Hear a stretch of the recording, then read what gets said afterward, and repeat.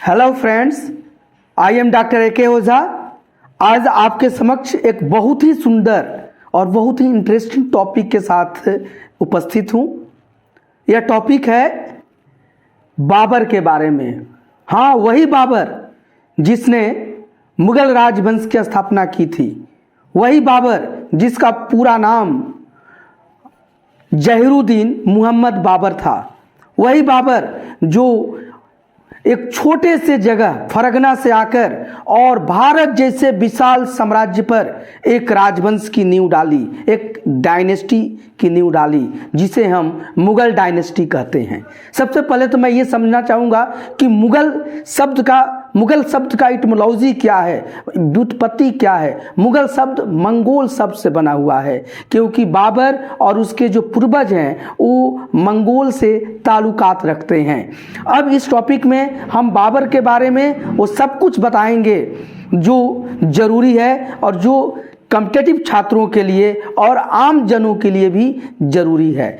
यहाँ पर हम देखेंगे कि कुछ बाबर की बहुत ही कुछ पॉजिटिव चीज़ें हैं, सकारात्मक चीज़ें हैं, और कुछ नेगेटिव चीज़ें भी हैं जो विवादास्पद हैं। और आज बाबर एक कुछ कारण से बहुत ही विवाद में है भी, और उस पर बहुत लोग चर्चा भी करते हैं। तो ये तो उसके धार्मिक कट्टरता का पक्ष था, जिसमें कुछ ने कुछ मंदिर आदि को भी ध्वंस किया, और इसमें अयोध्या का राम मंदिर भी है। तो ये दूसरी बात है। लेकिन हम बाबर के अभियान और उसकी अचीवमेंट के बारे में हम बात करेंगे कि बाबर किस तरह से एक छोटे से राज्य से आकर, एक छोटे से देश से आकर, और भारत जैसे विशाल देश में, और भारत जैसे एक विशाल साम्राज्य को ध्वस्त करके और एक नया साम्राज्य स्थापित करता है। तो इस पर चर्चा करेंगे। और देखिए, इसमें सबसे पहले बाबर के बारे में मैं उसके अभियानों के बारे में चर्चा करने के पहले बाबर किसका पुत्र था, उसके पिता का नाम क्या था, ये सब हम चर्चा करना उचित समझेंगे। तो देखिए, बाबर के पिता का नाम उमर शेख मिर्जा था, और यहाँ हमने लिखा भी है कि बाबर के पिता का नाम उमर शेख मिर्जा था, और उसके माँ का नाम कुतलुक निगार खानुम था। तो बाबर उमर शेख मिर्जा और कुतलुक निगार खानम का पुत्र था। बाबर की सबसे खासियत बात ये थी कि उसके जो पिता थे वो तैमूर लंग के वंशज थे, और उसकी माँ जो थी वो जिंगेज खां की वंशज थी। और ये दोनों उस समय के महान लड़ाकू ये वंश परंपरा थी। इसलिए बाबर में जंगेज खां और तैमूर लंग दोनों की रक्त दौड़ रही थी, और बाबर ने इसे साबित भी किया। बाबर ने अपनी वीरता, दोनों की वीरता बाबर रूपी योद्धा में देखने को हमको मिलती है। ये देखिए, बाबर के पत्नी का नाम बीबी मुबारिका है और मेहम बेगम मिर्जा है। तो बाबर के ऐसे 2 से ज़्यादा पत्नियों के भी नाम मिलते हैं, लेकिन मूल रूप से यहाँ पर हम चर्चा 2 ही का करेंगे कि बीबी मुबारिका और मेहम बेगम इनकी पत्नी हैं। और इन पत्नियों से बाबर के 4 पुत्र हैं, जिनमें सबसे बड़ा पुत्र का नाम हुमायूं है, उसके बाद दूसरे पुत्र का नाम कामरान मिर्जा है, तीसरे पुत्र का नाम हिंदाल मिर्जा है, और चौथे का अस्करी मिर्जा। मिर्जा इन लोगों की उपाधि है, पदवी है, टाइटिल है, क्योंकि बाबर के पिता का नाम भी उमर शेख मिर्जा है। और बाबर की जो पुत्रियां हैं वो 2 हैं। यहाँ पर देखिए, गुलबदन बेगम और गुलरुख बेगम। ये गुलबदन बेगम जो हैं वहीं हुमायूं नामा लिखी हैं। हुमायूं गुलबदन बेगम के भाई हैं, और गुलबदन बेगम और गुलरुखी बेगम बाबर की पुत्रियां हैं। तो आप इस तरह से इसको लर्न कीजिए कि बाबर के 4 पुत्र हुए, हुमायूं, कामरान मिर्जा, हिंदाल मिर्जा, अस्करी मिर्जा। और ये देखिए, बाबर के यहाँ पर 2 पुत्रियां हुई, गुलबदन बेगम और गुलरुख बेगम। तो इस तरह से ये बाबर की वंश परंपरा है। और बाबर के पारिवारिक जीवन के बारे में आपको हमने जानकारी दिया। बाबर का जन्म 14 फरवरी, देखिए 14 फरवरी 1483 यानी 14 फरवरी 1483 AD को हुआ था।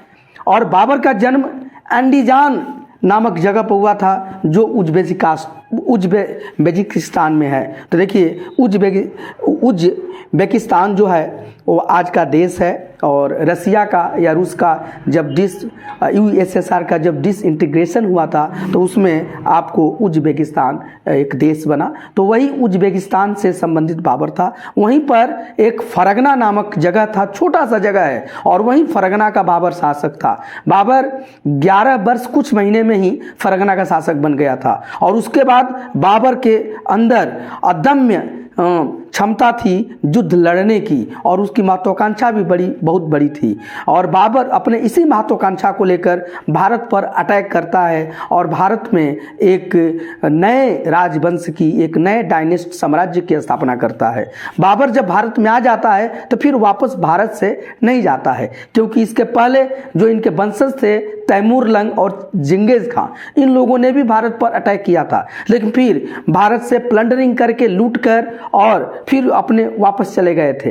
लेकिन बाबर ने ऐसा नहीं किया। और देखिए यहाँ पर बाबर को इनवाइट किया गया था भारत पर अटैक करने के लिए। कौन इनवाइट किया था? वो थे दौलत खां लोदी। यहाँ पर आपको हमने नाम लिखा है कि दौलत खां लोदी बाबर को इनवाइट किए थे भारत पर अटैक करने के लिए। समय था 1524 ईस्वी, 1524 AD में दौलत खां लोदी ने बाबर को इनवाइट किया कि आप आइए और भारत पर अटैक कीजिए, आपके आक्रमण के अनुकूल यहाँ पर जगह है, और पूरा यहाँ का भेद उन्होंने बताया था। लेकिन बाबर उस समय नहीं आए। अब आप जानना चाहेंगे कि दौलत खां लोदी कौन थे? एक्चुअली दौलत खां लोदी ये लोदी डायनेस्टी के ही रिबेलियन थे, विद्रोही थे, और लोदी डायनेस्टी से ये विद्रोह, और इब्राहिम लोदी जो लोदी डायनेस्टी का अंतिम शासक था उससे ये ईर्ष्या रखते थे, और उन्होंने उनको इनवाइट किया था। साथ ही साथ इनको पता था कि बाबर आए, इब्राहिम लोदी को हराए,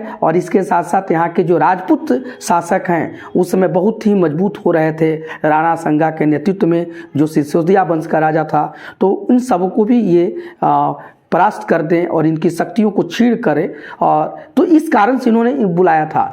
लेकिन बाबर जब आते हैं 1526 में बाबर आते हैं, 1526 ईस्वी, देखिए यहाँ पर लिखा गया है 1526 AD। और बाबर जब आते हैं तो वार ऑफ पानीपत होता है, मतलब पानीपत का युद्ध होता है।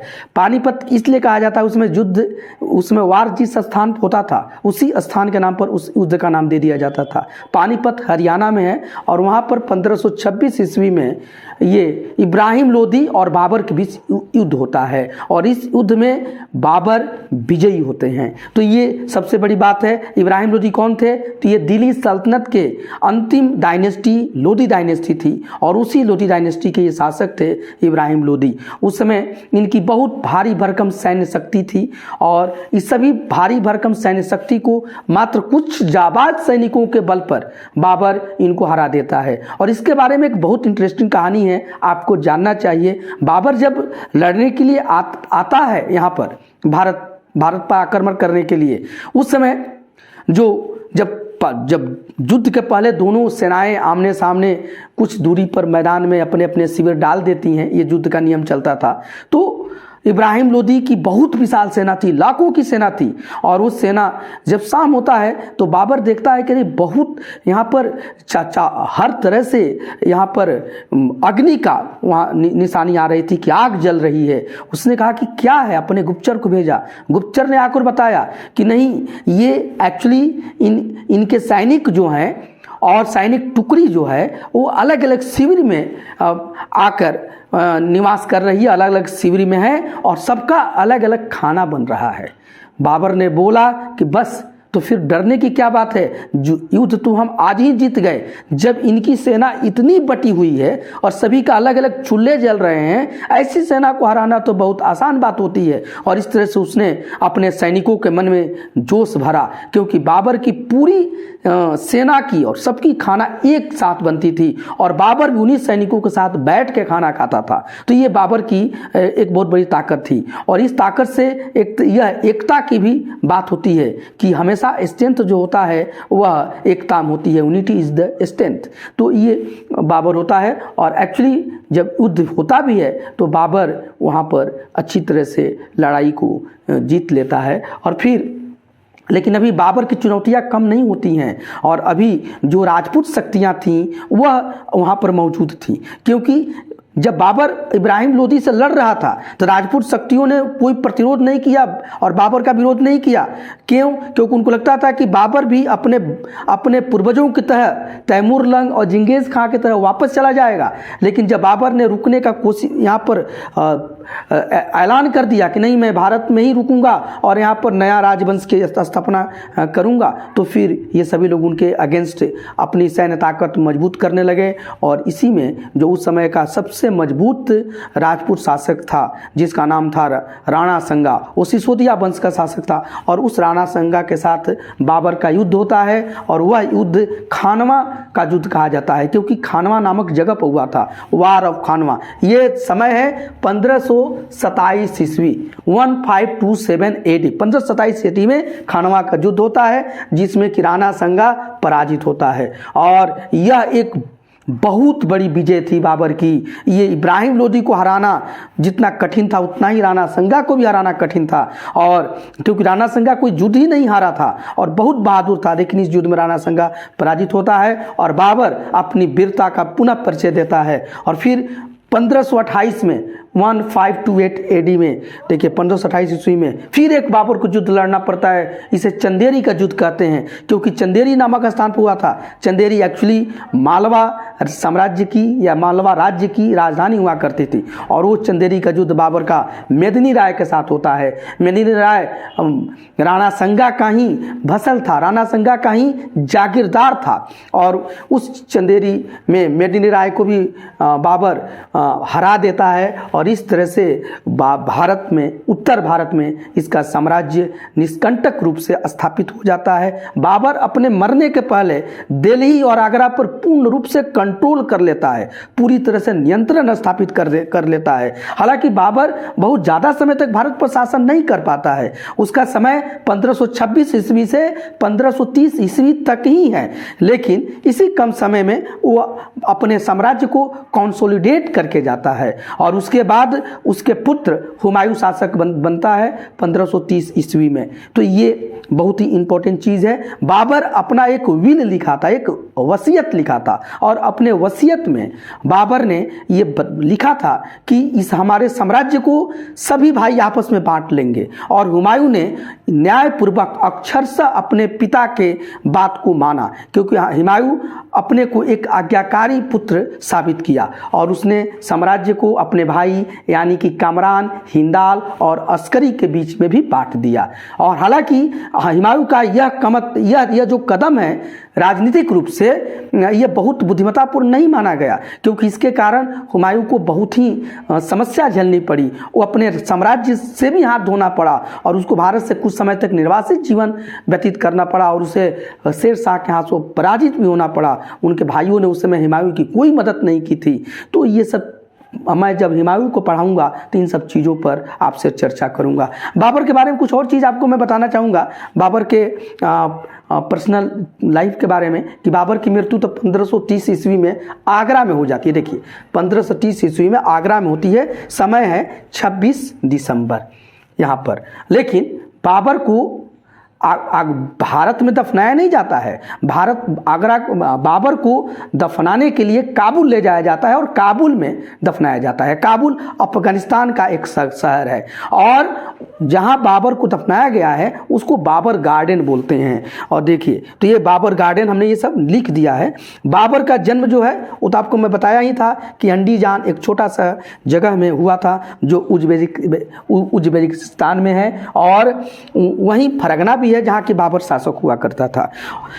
साथ ही साथ उसके बच्चों के बारे में भी आपको ने बता दिया, उसके पिता के बारे में बताया। एक और जानिए बाबर के बारे में बहुत अच्छी बातें हैं कि बाबर क्या है। Actually Babur was a very good orator and the literary skill of Babur is so nice, यानी कि बाबर बहुत अच्छा वक्ता भी था, अपने बात से अपने जाबाज सैनिकों में जान फूंक देता था। और इसके साथ ही साथ बाबर की जो साहित्यिक प्रतिभा बहुत अच्छी थी, और ये हमको देखने को कहाँ मिलती है, तो ये बाबर की आत्मकथा में मिलती है। बाबर ने अपनी आत्मकथा लिखी जो बाबरनामा या तुझ के बाबरी के नाम से जाना जाता है, और यह आपको जो है चगताई तुर्की भाषा में लिखी गई है, और उस भाषा का जो प्रवाह है और भाषा उस भाषा की, तुर्की भाषा की, इससे पता चलता है कि बाबर पढ़ा लिखा व्यक्ति था या उसको साहित्य से लगाव था। इसमें बाबर बताता है, बाबर फिजिकली बहुत फिट व्यक्ति था और साथ ही साथ वो बहुत अच्छा तैरता भी था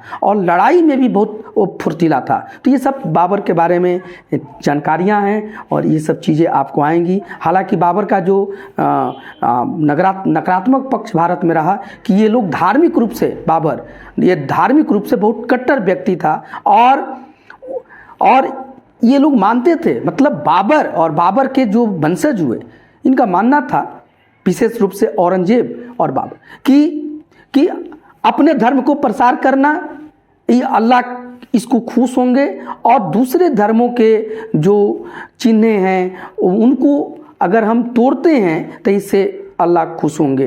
तो इसीलिए ये बाबर के शासनकाल में अयोध्या का राम मंदिर भी तोड़ दिया गया और उसमें बाबर का जो सेनापति था मीर बाकी, तो उसने तोड़ा था। तो ये एक हुआ जो कि आज तक एक ये विवाद का विषय हुआ। फिर आपने देखा कि सुप्रीम कोर्ट ने वहाँ पर फैसला दिया और फिर अब मंदिर का निर्माण हो रहा है। तो खैर हमारा ये इशू नहीं है, हम तो बाबर के बारे में बता रहे हैं और उन स्टूडेंट के लिए बता रहे हैं जो इनसे रिलेटेड अगर कोई कॉम्पिटिटिव परीक्षा में प्रश्न आए तो जवाब दे पाए, साथ ही साथ सभी लोग बाबर के बारे में जाने। तो यहाँ पर यही बाबर की स्टोरी है जिसमें कि आपने बाबर के बारे में जाना, बाबर के माता पिता के बारे में जाना, बाबर के जो अभियान है भारत में उसके बारे में जाना और बाबर कहाँ से संबंधित था। आपने देखा कि बाबर जो है वो उज्बेकिस्तान से संबंधित था।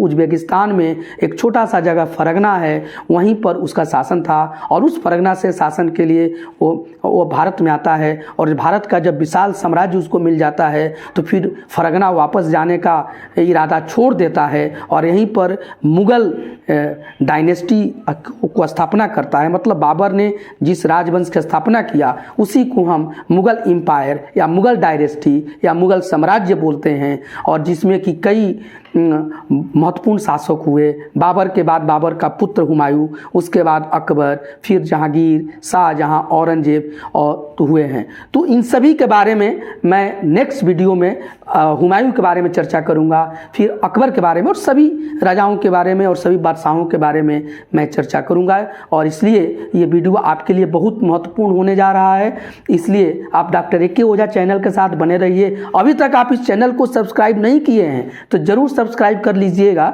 डॉक्टर ए के ओझा यूट्यूब चैनल को। और ये अगर पढ़ाई आपको अच्छी लग रही है तो आप इसे लाइक कीजिए, आप इस चैनल को सब्सक्राइब कीजिए, इसको शेयर भी कीजिए। कोई आपके पास कमेंट हो उसे भी ज़रूर कमेंट सेक्शन में इसको लिखिए ताकि इसको और इस प्रयास को बेहतर किया जाए। और इसी तरह से ये अच्छी टॉपिक आपको हम चुन के बहुत ही छोटे कैप्सूल फॉर्म में आपको हम प्रोवाइड कराने जा रहे हैं, जिससे कि डायरेक्ट आपको कॉम्पिटिटिव परीक्षाओं में क्वेश्चंस आएँ। अगर आप सिविल सर्विसेज की तैयारी कर रहे हों या आप अगर किसी एसएससी का, रेलवे का, बैंक का या कोई भी वनडे एग्जामिनेशन जैसे टीईटी है, सीटेट है या फिर आपका बीएड है या रीट है, सभी में इस तरह के डायरेक्ट क्वेश्चन पूछे जाते हैं और उसी लिए इसको छोटे छोटे फॉर्म में बनाया जा रहा है। साथ ही साथ ये उन सभी सूफीजनों के लिए भी बहुत ही उपयोगी साबित होगा जिन्हें भारत के इतिहास में अपने अतीत को जानने में बहुत ज़्यादा रुचि है या वो जो इंटरेस्ट रखते हैं।